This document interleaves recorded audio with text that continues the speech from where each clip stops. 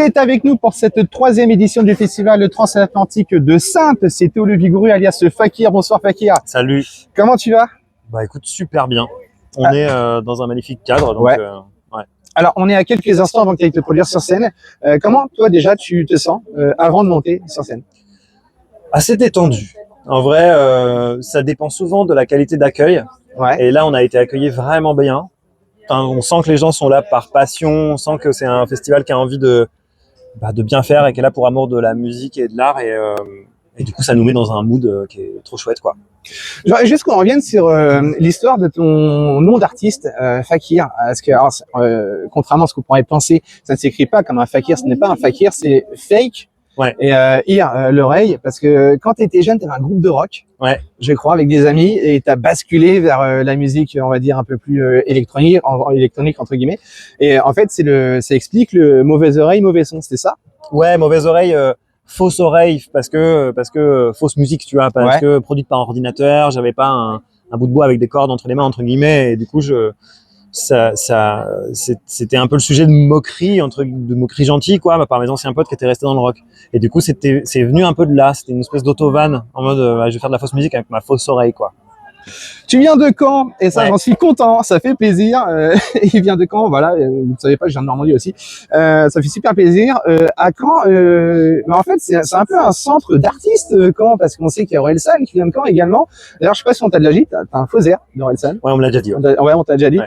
Ok. Ouais, bien. Je crois que c'est la meilleure imitation d'Orelsan. C'était court, mais c'était intense. Non, mais des fois, court, ça suffit.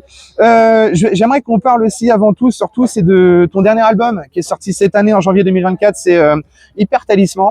Alors, sans parler de talisman, est-ce que toi, tu as un objet fétiche ou est-ce que tu as un rituel avant de monter sur scène? Un objet fétiche. J'ai quelques trucs un peu fétiches, et en fait, plus tu tournes et plus tu t'attaches à des...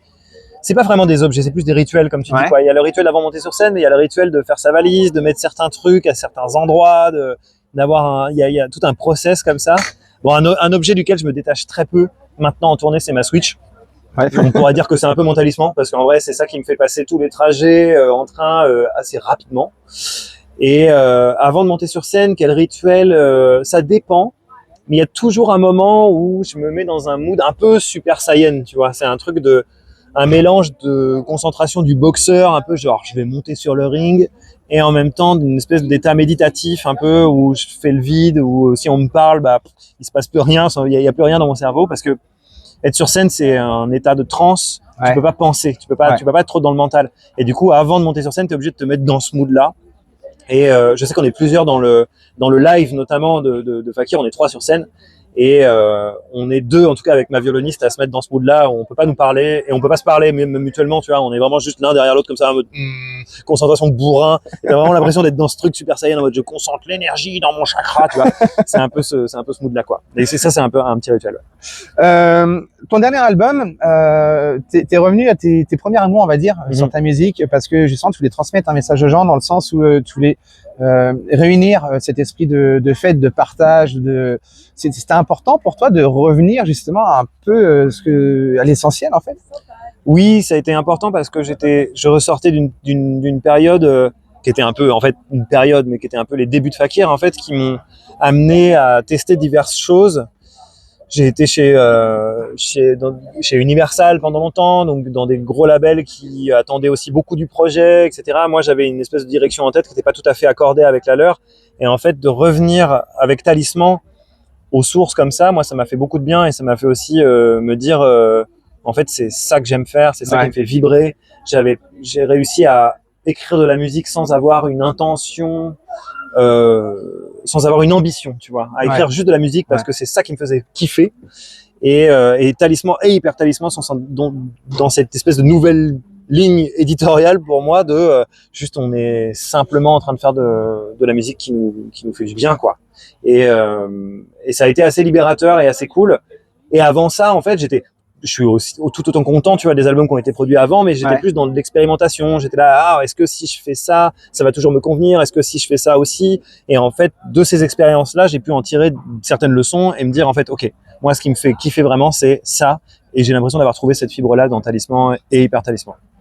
Il y a un truc aussi qui est incroyable dans ta carrière, au début de ta carrière, c'est que tu as quand même rempli l'Olympia, le Trianon, tu as rempli l'Élysée-Montmartre. Tout ça, c'était sold out, c'était complet, sans même avoir sorti un premier album. Ouais. Ça, c'est fou, ça, quand même. Ouais, c'est bizarre et c'est un peu vertigineux et c'est un petit peu aussi ce qui a fait que j'ai mis du temps avant de me poser vraiment la question, qu'est-ce qui me fait kiffer? Parce qu'en fait, tant que tu es sur cette espèce de pente ascendante, tu te poses pas trop la question. Tu te dis, bah vas-y, je vais surfer sur la vague, c'est trop bien, tout le monde t'encourage, tout le monde te dit, mais j'en mets incroyable ce qui t'arrive. Du coup, tu continues, tu déroules le fil, tu vois, et tu te dis, bon, bah, effectivement, j'ai jamais à me confronter à ces vraies questions, enfin, à ces questions de pourquoi je fais ça, parce qu'on t'offre tout sur un plateau. Et à partir du moment où ça a commencé à se stabiliser, et puis en fait, le Covid aussi a fait que voilà, ça a coupé totalement la vanne des spectacles, des tournées, etc. Je me suis retrouvé tout seul avec moi-même chez WAM, et d'un coup, je me suis dit, bon, bah en fait, là, il me manque toute l'énergie, tout l'échange avec le public. Pourquoi je fais ça, quoi? Et ça m'a aidé à me recentrer vachement et à me redire, en fait, il faut pas que je perde de vue cette raison un peu primaire, quoi, qui m'a fait mettre à la musique. T'aurais fait quoi, toi, d'ailleurs, si t'avais pas fait cette carrière musicale? Alors, il y avait plusieurs voies. La voie un peu évidente en dehors de la musique, c'était de la technique. Moi, je voulais aussi me lancer dans la technique du spectacle et faire un G-son, etc. J'avais un bac littéraire, donc c'était très mis en danger.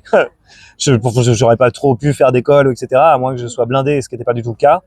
Et l'autre voie, qui était une voie qui m'intéressait aussi vachement, c'était le social. En fait, j'étais entouré de beaucoup de gens qui bossaient dans le social, qui étaient d'UXP, moniteurs éducateurs, etc. Et à un moment donné, c'est un truc qui m'a vraiment tenté, parce que je me suis dit, en fait, c'est l'autre truc qui me passionne. J'ai fait énormément de colo, voilà, de centres de loisirs, etc. Garder les enfants, c'était un truc qui m'a vraiment animé pendant de longues années. Et à un moment donné, je me suis dit, pourquoi pas transformer l'essai et passer une formation, tu vois, pour vraiment me lancer là-dedans. Parce que je voyais que c'était aussi pas possible d'être un G-son, et etc. Il fallait des matières scientifiques, et que moi, j'étais naze en maths. Et donc, c'était pas ma voie, quoi. Le social, en tout cas, grâce à ta musique, tu fais un peu de social parce que tu rassembles les foules et tu crées de l'amour et de la bonne humeur, et puis de par ta musique, tu rassembles ces gens et tu crées de la joie. Donc, tu fais un peu de social, on peut le dire. Fakir, est-ce que tu as un talent caché?